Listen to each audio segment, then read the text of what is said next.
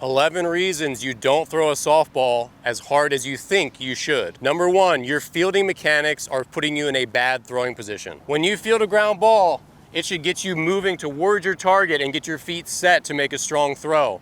Whether you're fielding in the outfield or the infield, your fielding mechanics are incredibly important. It's like having good tires on your car. If you have tires with holes in them, your engine could be amazing and the car is not going to go very fast. Your fielding mechanics are so important for throwing a softball harder. Number 2, you separate your hands too early. When you catch a fly ball or you get a ground ball, you shouldn't be separating your hands. Your hands should stay together all the way until this right foot hits if you're a righty, or your left foot hits if you're a lefty. If you're separating your hands as soon as you catch it and they're starting to spread apart way too soon, everything else in your throwing mechanics is going to be off and you're not going to throw as hard as you should. Number 3, you don't move your feet well to gain ground towards your target. When fielding a ground ball or fielding a fly ball, you should be trying to create momentum so as you field it, everything is already moving towards your target. This is incredibly important because every mile per hour of movement towards your target is going to be added to your throw.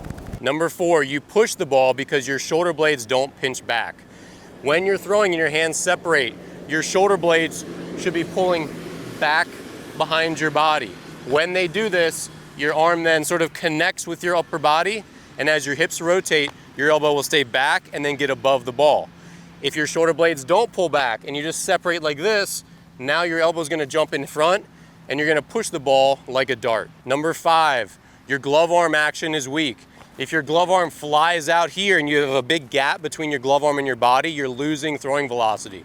Your glove arm should fall close to your body like this, should be compact, or it should tuck inward, which helps to crunch you towards your target, and it helps to tilt your shoulders so that your arm slot is a little bit higher and a little more powerful. Those are really important parts of throwing a softball harder. Number 6, you're weak for your size.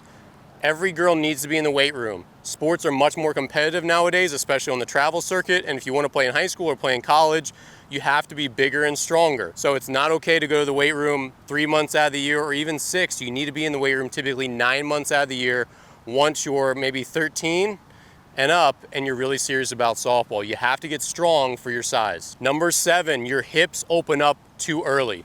And what this looks like is when you field that ground ball or you field it from the outfield, if your hips are opening up too soon like this, I'm losing power, now I'm gonna push the ball.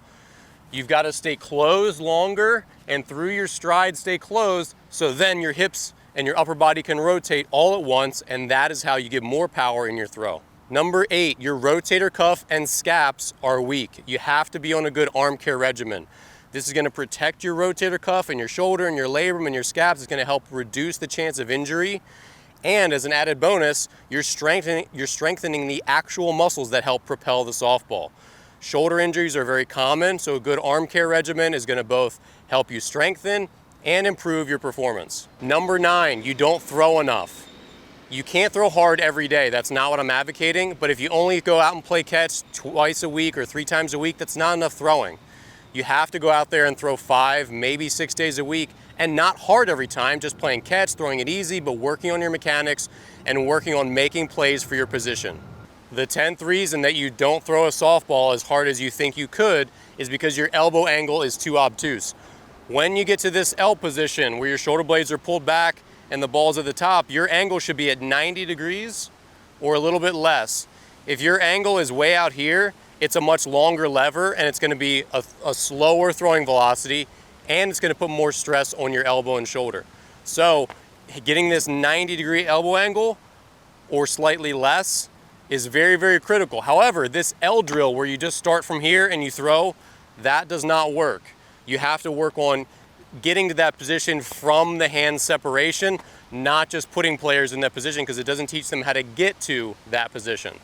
And number 11, my final tip for throwing a softball harder is your intensity. Lots of softball players, they're too gentle and they throw darts and they don't want to overthrow. They don't want to hurt somebody. You have to really finish your throw. It's so important to finish your throw with excellent intensity.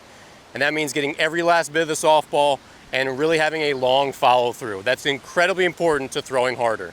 All right, thanks for watching. Hopefully you enjoyed this video on how to throw a softball harder and the 11 common reasons that players don't throw as hard as they think they should. If If you enjoyed this, check out my online softball throwing courses below that'll walk you through throwing mechanics, drills, routines, all that stuff step by step. And subscribe to the channel so you can get more videos just like this one. Thanks for watching, and I'll see you in the next video.